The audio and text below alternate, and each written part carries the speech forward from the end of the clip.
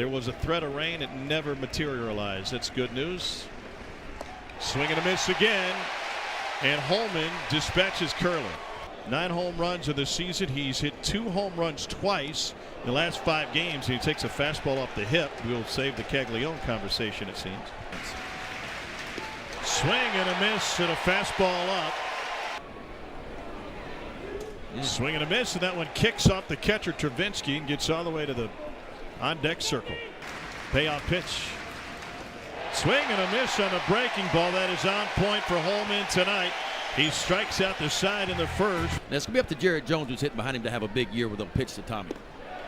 Breaking ball stayed up and away, and a 1-out walk to Tommy White.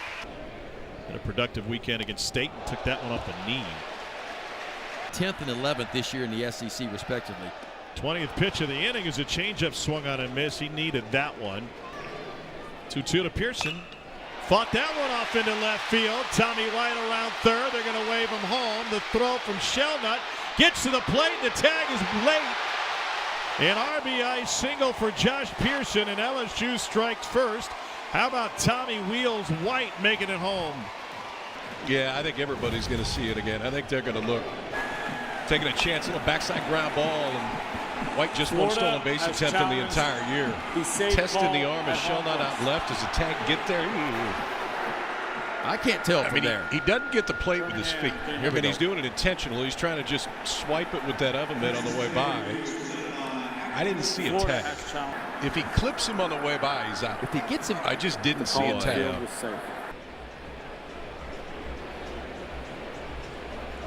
The call of safe stands. The runner has scored. Florida will have one remaining challenge. It's a no-brainer to challenge that if you're Kevin O'Sullivan. That was as close as it would get. Ground ball through the hole on the left side. Jones be waved home. The throw from Shelnut is cut off, and LSU takes a 2-0 lead. There's so much that goes into a scouting report. It's not just about the guy on the mound. You start to look at the arms in the outfield, and Josh Jordan taking 2 chances right here with 2 outs. And really neither one of the guys are plus runners that you're trying to score from second base. I mean, watch when Shelnut gets this ball. Shelnut gets Jones is 3 steps before hitting third base. 4.5, 5 runs a game, but we're getting back to the days to where a 4 ERA to go into left field. And that's how you give up the 2 runs. Swing and a miss by Kling, and that'll get him out of the inning. Doesn't sleep very often. As prepared as anybody to do it, and Jay Johnson's done a really wonderful job in obviously a very high pressure situation. Game 3 go-ahead 2-run home run in the bottom of the 8th against A&M last weekend, and he works a 1-out walk led by some guy named Skeens. I wonder whatever happened to him. He'll be in the big league some point in time this year with the Runner Pirates. goes, swing and a miss, and the throw down to second skips through the glove of Milam. Shelnut the runner at second. The 2-2. Whoa! Got it out of his hand and put a dent in the shift down for the right-hander Thomas. A payoff pitch. And the break ball misses low and away. Back-to-back walks. Here's the 0-1 from Holman. Runner goes from first. Swing and a miss. And a stolen base for Dale Thomas. Strike 3. 5th K for Holman to go against those 2 strikeouts. Again, the payoff. Got him looking. Strikeout number 6. 6 outs, all of them via the K. And Luke Coleman flirted with some trouble and reached back and got another K. 2-0 Tigers. Engaged every practice, working through every group. And he skies this one, but got underneath it. Caglione in foul territory. Coming back to the chalk. For 15 years, and Randy Johnson threw too. It's just now we understand why the balls move like they move.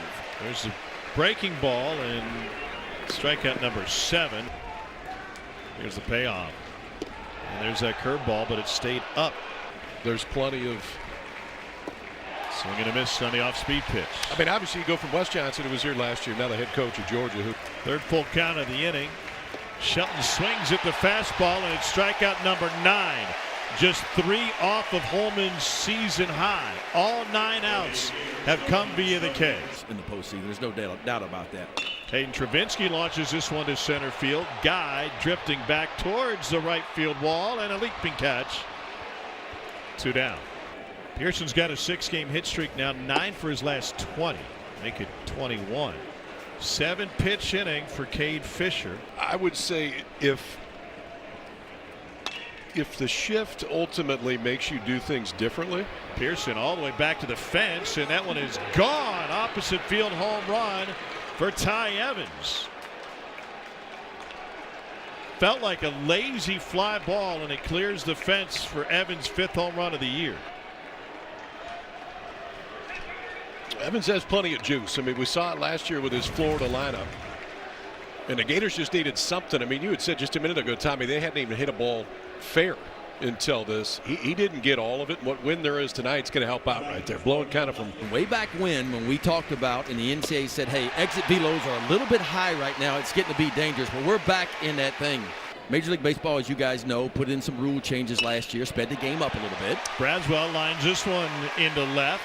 He'll motor his way to second. The throw from Shelnut is a hair wide, and it's a 1-out double from Michael Braswell III. Braswell, the runner at second, and couldn't pull the trigger because he was born, according to his parents, a hairy little monster. To short. Shelton handles it. First haircut came when he was 3 days old. And so often it maybe isn't the big stuff. Now the 1-2 to Caglione. And he drives this one to center field. Back is Kling. The park is going to hold it shy of the track. A long, loud out for Jack Caglione, but Holman is 1 K away from a season high. 2-2s right down the gut. Changed speeds on him and got him looking. I'm not sure if you're aware, humans come in all shapes and sizes. You know, if you found a catfish as big as Stephen Milam, that'd be a big catfish. That was washing crawfish right there. So they catch them and they wash them. They Holman, wash them up real good, and they ship them off. Holman has struck out 13. Now those right there are boiled and ready to consume. He's the Friday night starter at LSU this year.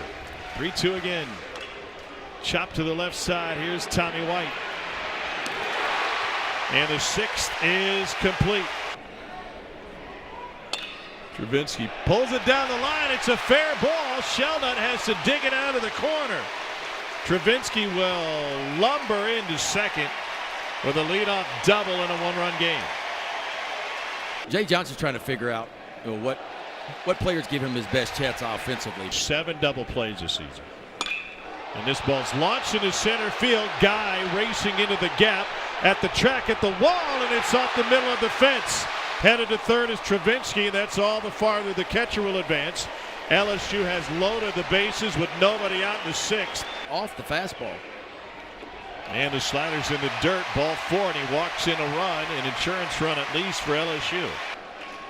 He gets a fair amount of chance. Whoa, this one's launched deep to left. It is caught at the wall by Shelnut, tagging from third Pearson. And if the wind is dead or not going that way, that's a 4-bagger. Chopped up the middle. Tough play on the run made by Curlin. His outcome on the fastballs have been positive this year. Chopped to third, off of the glove of Thomas, and a run scores. We talked about positioning over third base multiple times tonight. That's the very ball that Kevin O'Sullivan was talking about. But he still finds a way to punish the baseball even spread out.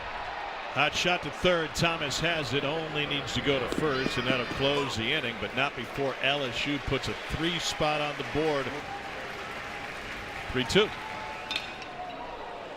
Hopper gets right past Braswell and into left field. Chop to third. Tommy White in fair territory. What a play. Came here to prove that he could play defense, and after his so-so year last year, Ben, he's been stellar. The guys were using the tacky stuff, 5, 6, 7 years ago, big time. You just wanted to grip it. We don't want to be able to feel the ball and be able to grip it. And we used it during cold weather banquet every year. They set an all-time high in attendance this year at the first pitch banquet. So, yeah, a lot of excitement around Baton Rouge. Who was the keynote speaker? I don't know. I didn't go. Maybe that's why everybody else showed up. Where was that debut? St. Louis. A punch out for Griffin Herring. Platinum was 6. 6, and you can't believe you're still in the game. Swing and a miss. In another strikeout.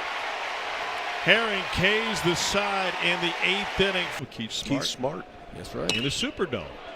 To the right side. Kicked and botched. It was a long run. There it is. That was my one and attempt. only. I like it. And that was the last time my hair was like that too, by the way. Pass Caglione and into right. Another RBI for Mac Bingham, and he's into second base. LSU extends the lead to 7-1. And White sends it to right field, pushing Evans back. And that'll close out the 8th. Oh, the running back from the Lions, Barry Sanders was there. Yeah, and believe it, he at 5'7" or whatever, he could jump up and dunk it. You know he's going to start one of the games on the weekends. Makes you defensively better the other two. That's not all bad. Whoa, beautiful backhand pickup. Milan's throws just a hair late. Scuffled a little bit. Laser to left. Shelnutt's first hit, 2 on. And Evans headed to third. Shelnut behind him is going to fill in at second. Up the middle and off the leather. Toss over to first. Both runners are at third. They're going to try and throw behind him. And we'll get a rundown between second and third, and that will end the game.